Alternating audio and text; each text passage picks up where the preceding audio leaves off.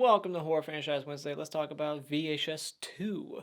This one only has 4 segments as opposed to part 1, which has 5, and then part 3 has only 3 because they cut one out before they released it. And I watched it and I know why they cut it out because it's garbage. So let's talk about this movie. This one is heads and shoulders above part 1. This one is just fantastic. If I made like a top 10 anthology movie ranking, this would make the top 10 easily. Right up there with like Trick or Treat and Creep Show. This one to me is just amazing. The first one I was very meh on, it was fine. This one was awesome. So let's get into it. My likes for this movie is, first up, just the video quality. The quality of the movie overall just looks better. Like the first one was very grainy, like the whole opening and everything just looked ugly. This one looks like it has more of a production value to it, and it just looks way better. Maybe it's the Blu-ray, I don't know, but it just looks better. And this one is insanely gory. The second segment, I think, right? Yeah, Zombie Party or whatever it was called, and then Safe Haven. Like those two segments stand out, especially Safe Haven. So all the segments are good. And the last one, I only liked 2 of them, and I just kind of liked them. And the other 3, I was just like whatever about. And one of them was really slow. And this one, I don't think any of them are slow. All 4 segments are way above average to me. Like my lowest rating on like a out of 5 was a 3.5. Everything else was like 4s, 4.5, and one I gave a 5 out of 5, and you'll find out later on which one. So I'm going to rank all the segments at the end. I'll try to do that if I can remember. So yeah, we got all good segments. I love the idea of POV zombies. Just having the zombie segment where we're just following the zombie around. He's got like a GoPro on his head. So that's a great idea for like a feature-length film, having a POV zombie movie. And the disturbing cult segment is phenomenal.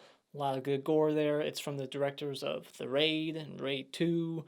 And it's just very disturbing. The whole idea of cults just is unsettling. It's very unsettling. All these stories are scary. All of them, they're not too goofy or over the top or like I said, boring. They're all well paced, and I think they're in the order that they need to be. Like I can't think of any other way to like rearrange it. And I like that there's only 4 stories instead of 5. I feel like if they added one, maybe it would just go on too long. This one's a good like 90-minute run. It's not 2 hours long, so it goes at a good pace. And there's a lot of good dialogue in here, especially in the first segment and the last one. There's a lot of good humorous dialogue, especially like from the kids in the Slumber Party segment.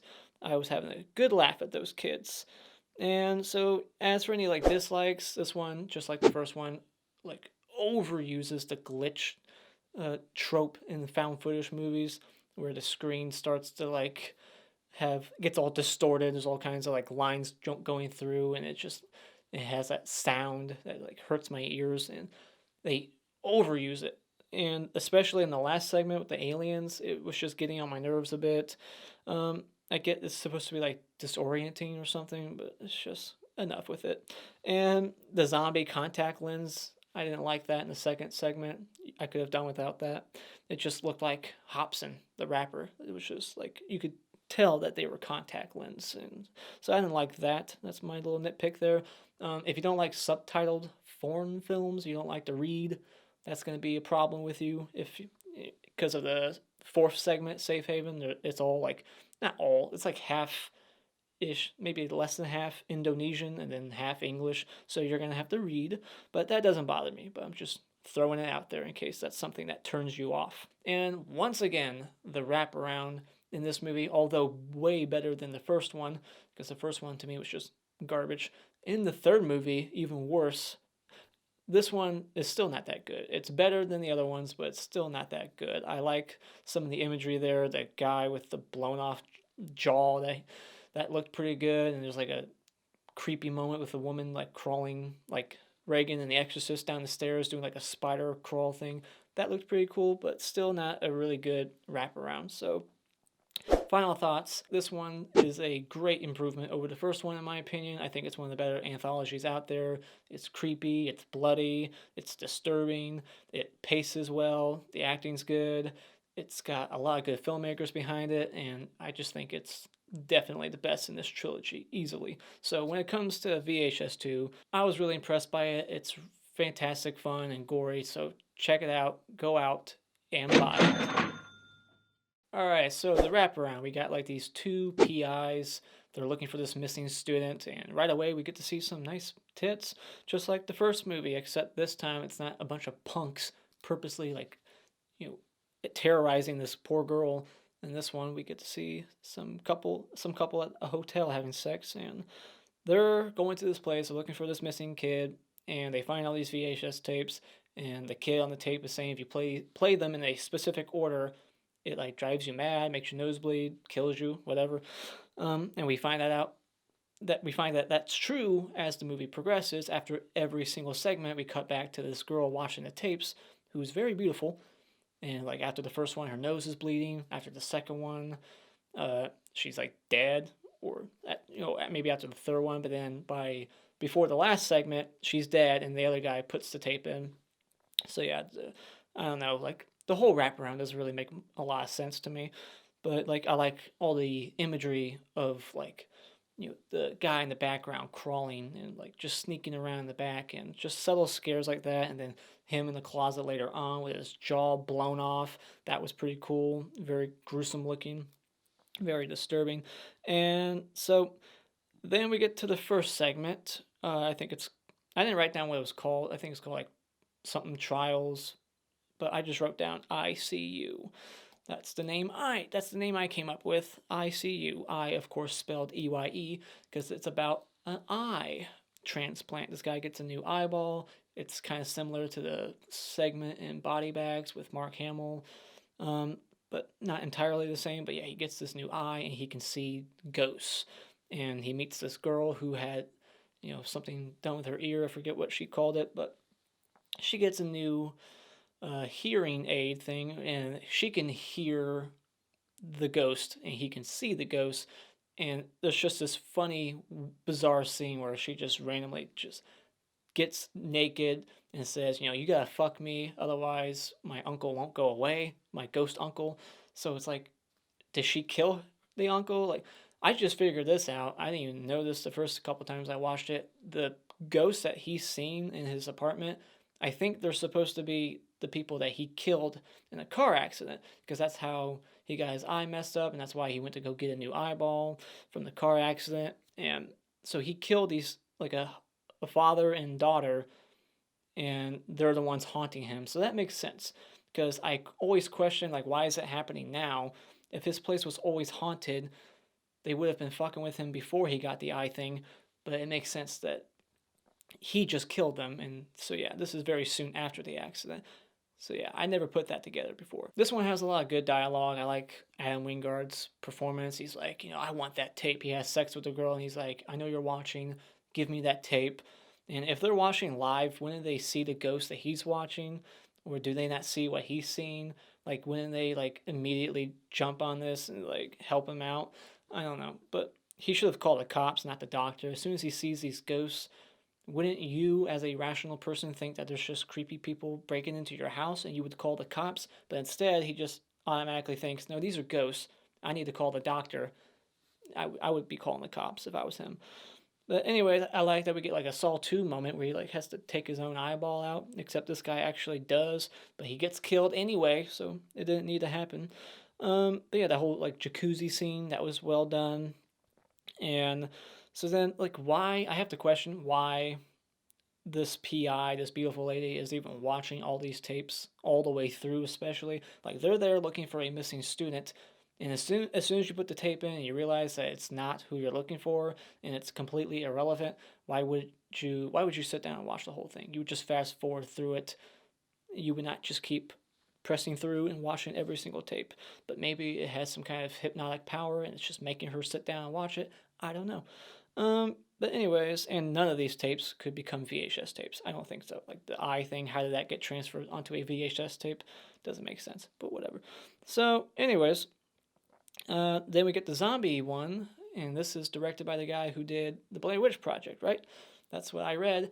And I can tell you this, honestly, this is way better than the Blair Witch Project. I would watch this 1,000 times before I ever watched that movie again. This one was way more entertaining. It's very gory and it's quickly paced. Like, it does not waste a minute. The guy gets off the phone with his girlfriend, goes on the bike trail, runs into a zombie right away. And I like that the zombies in this movie, they puke like this black shit out before they turn into a zombie. And I like that we actually see a zombie try to eat himself. Something I've always wondered, like, why don't they just do that? Why don't they eat each other? Why does that always have to be non-infected people? They actually try to eat themselves and they just reject it right up. They just start throwing up right away. They're disgusted by their own flesh. It has to be somebody else. So I like that that was addressed here. And I wish they would have killed some kids at the birthday party. That would have been extra gruesome and messed up because they like invade a birthday party. There's a bunch of kids there, and this is just very well shot. I think it might be all one take, not really, but it's supposed to look like that. Like there's a lot of long shots and long takes in here, so it's very impressive.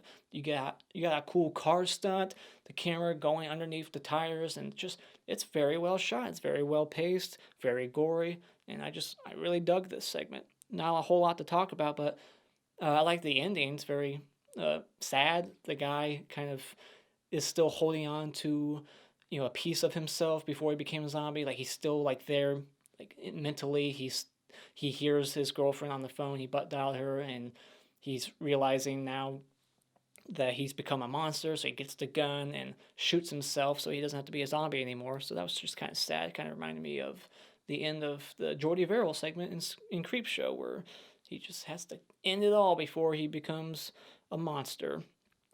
And so then I like that the one guy was ate by his own girlfriend. That was pretty funny. Lots of disgusting intestines being pulled out. And so then we get to the safe haven segment. And the one thing I have to question here is why put the spy cam in the trunk? Did they think somebody at this place might sneak into their van and steal some of their equipment? That's the only thing I can come up with. It just seems convenient for that to be placed there. And how long was that guy willing to just sit there and look at the footage in the trunk? Like he seemed like he was gone way longer than he should have been gone. So this one's just really messed up.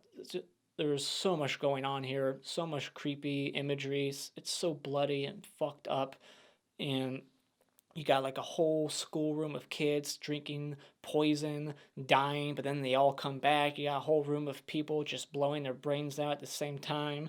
You got all this crazy shit happening. And that symbol that they're wearing that's displayed everywhere, isn't that very close looking to the Blair Witch? I mean, I'm not a Blair Witch fan. I've only seen it once, but it looked like the same thing on the poster that they had at this school, but it might be different. It probably is. But yeah, these characters, they actually try to develop them. They actually got some depth. You got a pregnant girl, and she's cheating on her fiance, and they bring her in to put the devil in her, I guess.